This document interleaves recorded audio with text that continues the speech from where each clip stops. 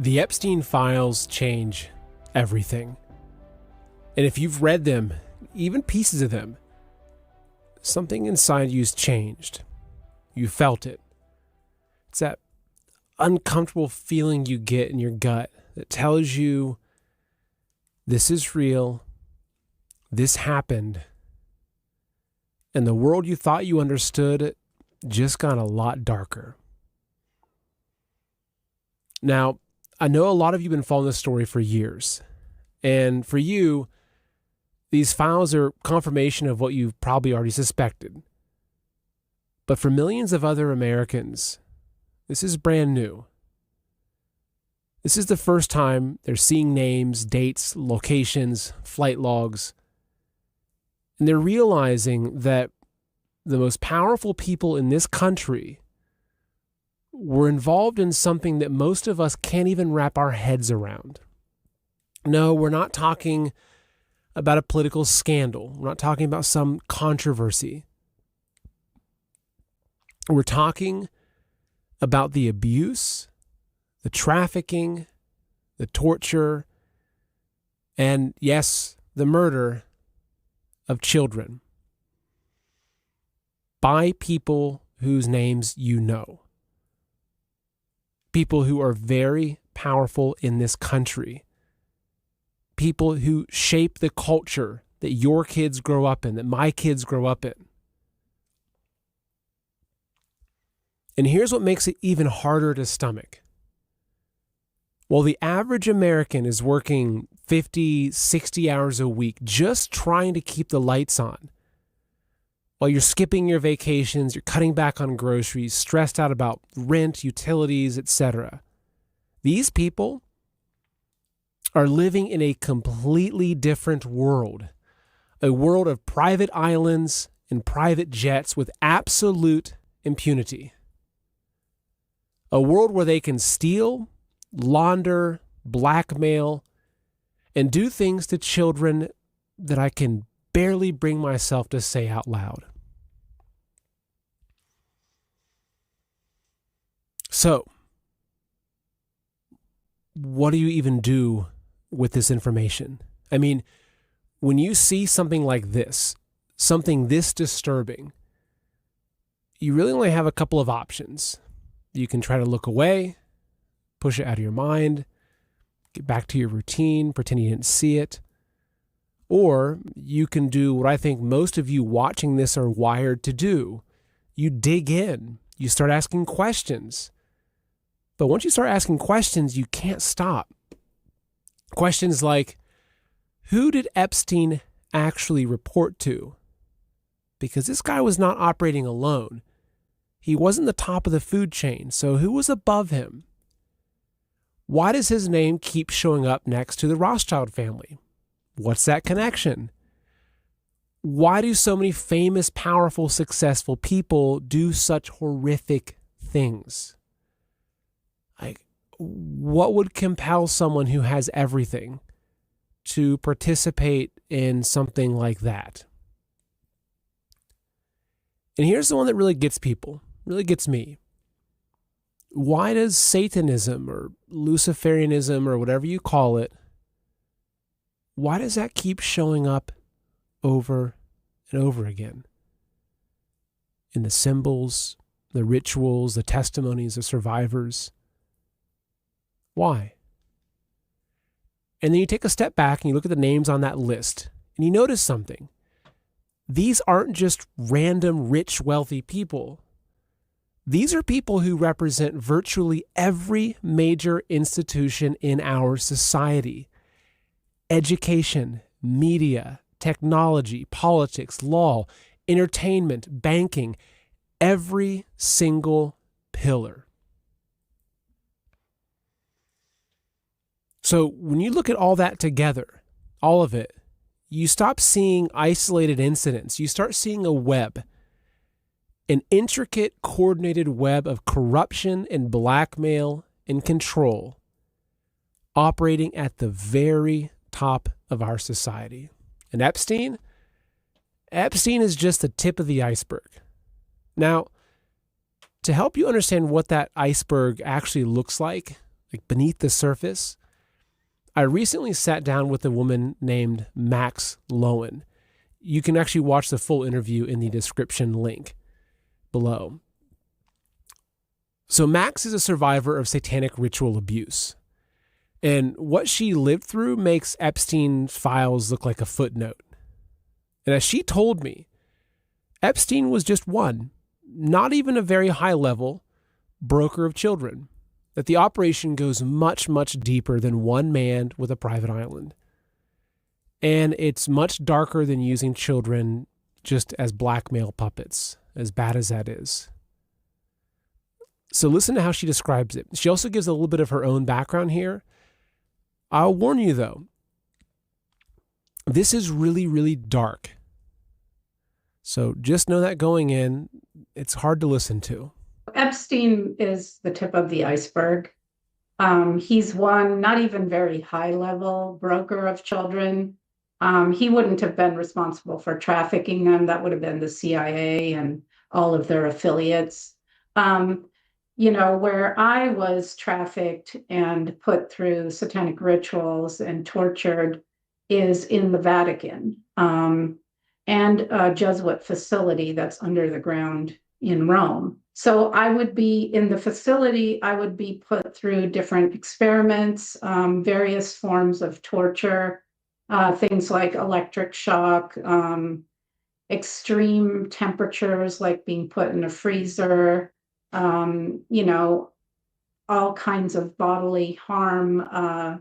I don't know if you can say the R word, if it would be censored, but no, you can speak pretty open. I'll make sure I give people an appropriate warning beforehand.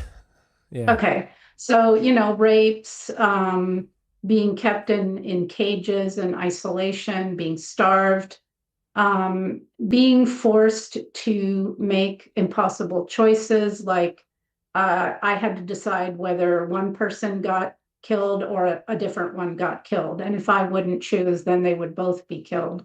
Being put through just extreme, being buried alive, waterboarded. If you can imagine it as a form of torture, they did it to me and many other children.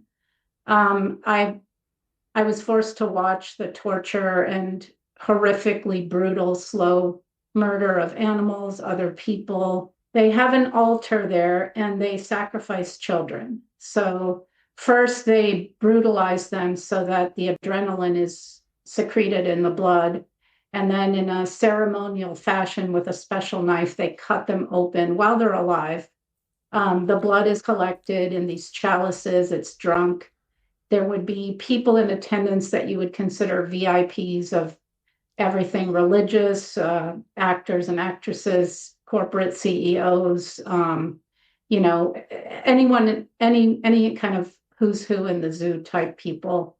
And they would do these rituals in homage to Lucifer.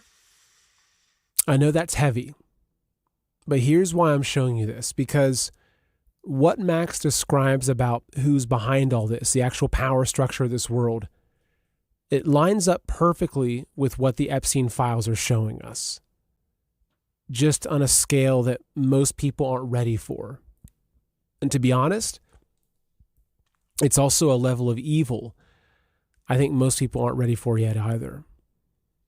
So when I asked her to explain that power structure in more detail, here's what she said. Well, that saying all the world's a stage is actually literally true. The hierarchy, if you view it as a pyramid, then the bottom layer is us, it's humanity, and we're holding up this power structure. The layer right above us are presidents, heads of states, prime ministers, politicians. They're actually actors purely. They don't actually have much power in terms of the rest of the hierarchy. They're the face front to us. And then we're told, oh, there's this choice, the left or the right. They're all working for the same overlords. There's actually these people behind the scenes are all partying together and, raping children together. So that's a false thing, but it's designed to keep us divided and fighting each other. and add in gender and race and everything else, so that we won't notice that, the people above that are abusing us and harvesting us. So that's just something important to know, that that's all a show. I call it, like, the former president, I say it was Blue Donkey Productions starring Joe Biden, and now it's Red Elephant Productions starring Donald Trump. Now, a lot of people are going to get mad about that because the Savior program is so strong. It's another program. It's a mind control program for us to keep us passive, to keep us doing nothing and waiting for someone to come save us. So then after that layer, that bottom layer that faces us, you have all these other layers, and it includes things like you mentioned, like the Committee of 300 and, militaries and generals and the CIA, and so all the intelligence agencies. And then you go a little higher and you get entities like the Vatican, the Freemasons, the Illuminati. They all work together, but they're sort of sub-factions.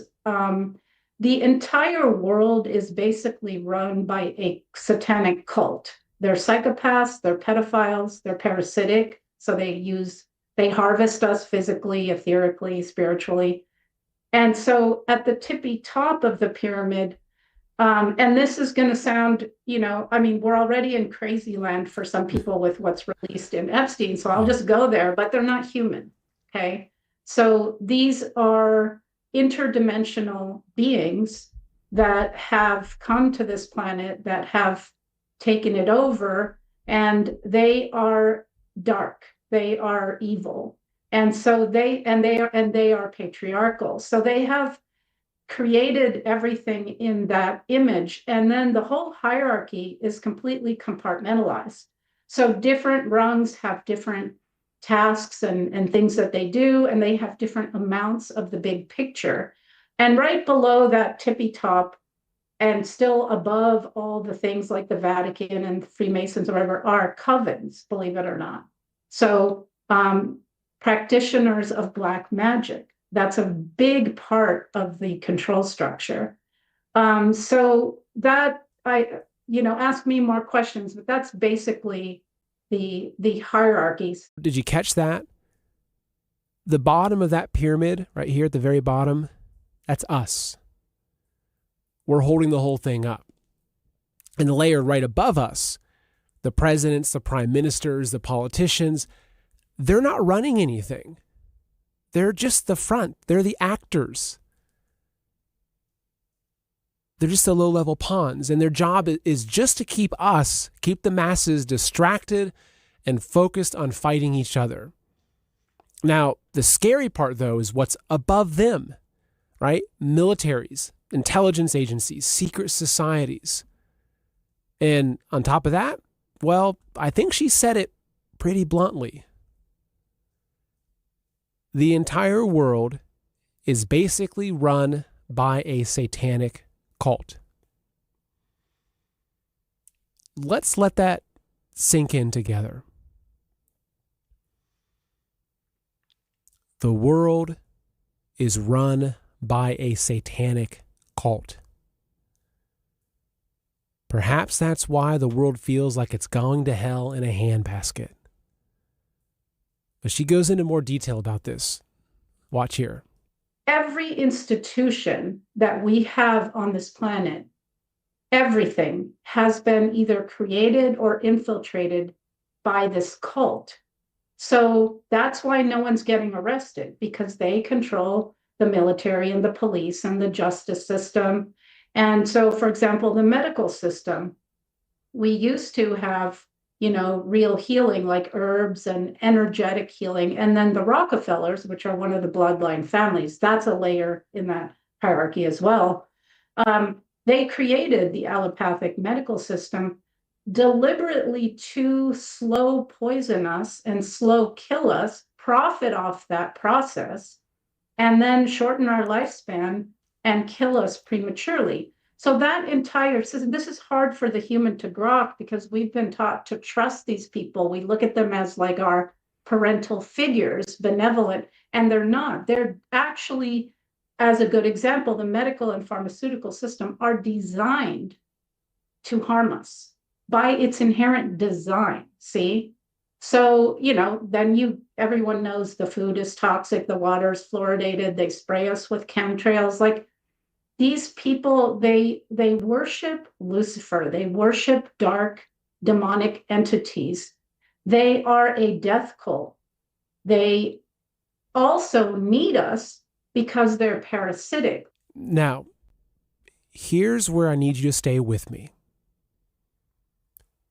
When you take the information from the Epstein files and you extrapolate from it and you piece it all together, and then you hear what Max is saying, which, by the way, is nearly identical to what I've heard from many other survivors just like her, you arrive at a conclusion. And the conclusion is this: the world is run by psychopaths.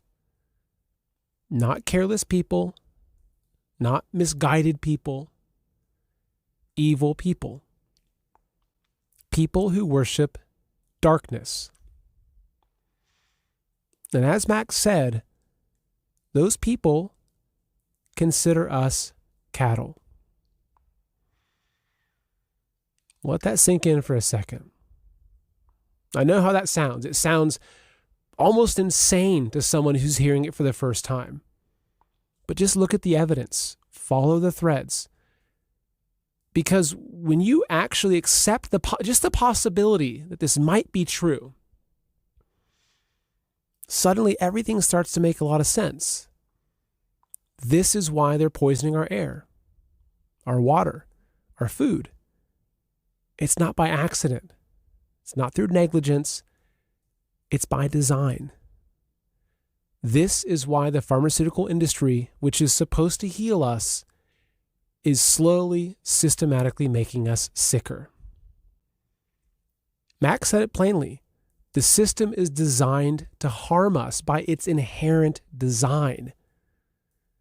So this is why Hollywood and the music industry are openly satanic.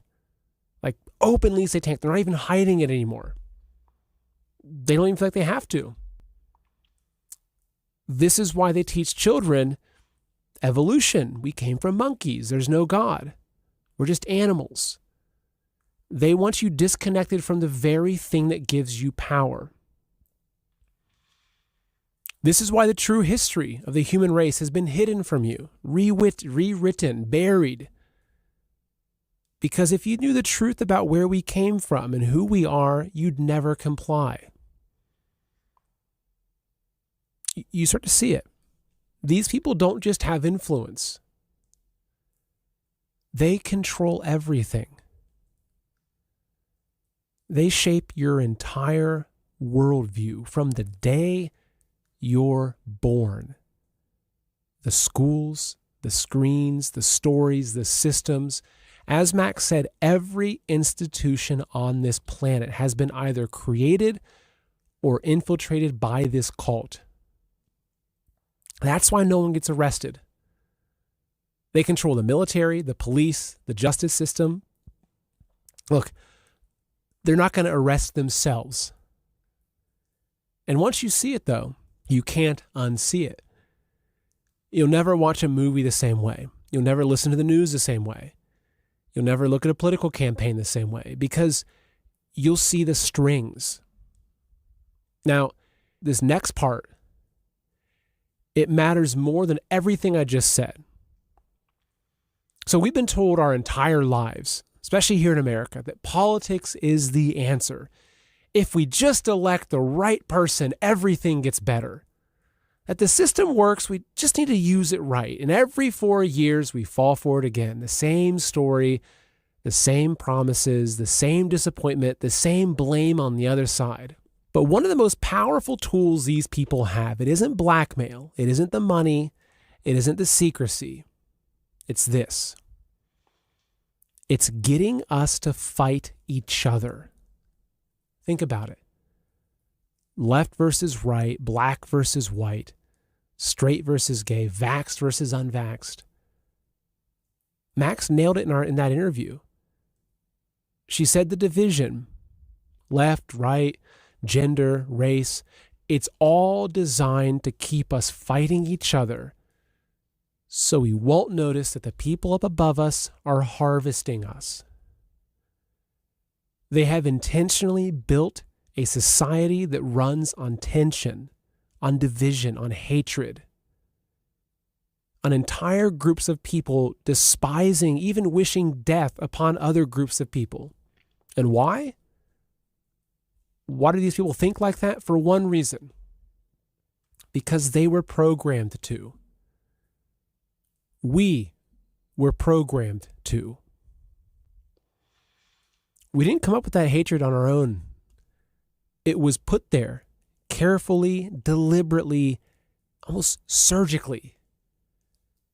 Over the years and decades, through the media they control, the education system they designed, the culture they manufactured, they need us divided. Because the moment that we unite, their power disappears. So here's the question. Now that you've seen this, now that the Epstein files have cracked the door open just enough for the light to get in, what are you going to do about it? Are you going to keep believing that politicians will save you and keep watching their media, their literal propaganda, and let it shape what you think? Are you going to keep consuming their movies and their music while it rots away everything you believe in? Are you going to keep hating your neighbor because of who they voted for? Or are you going to do something different this time? Are you going to use this moment to finally lay down the weapons they put in your hands?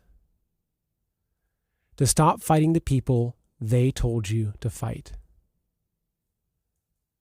What if we forgave each other? What if we recognized our own failures instead of obsessing over everyone else's? What if we looked at the person across the aisle, across the street, across the dinner table and said, "You are not my enemy. You never were." Because here's the truth. You and your neighbor, no matter what they believe, no matter who they voted for, you have more in common with each other than you will ever have in common with the people at the top of that pyramid. And there's one principle, there's just this one principle, I want you to hold on to this, that can unite us. It's this. Our world is being run by an evil cult. And that cult is a far greater enemy than our neighbor will ever be. That's where it starts. Not with a political party, not with an election, with us. Looking at each other and choosing to see a fellow human being instead of an opponent. They want us divided. They need us divided. And as Max reminded us, they need us. We don't need them. We never did. So maybe, just maybe, the most revolutionary thing that you can do right now is to love your neighbor. I'm Seth Holhouse, and this is Man in America. I'll see you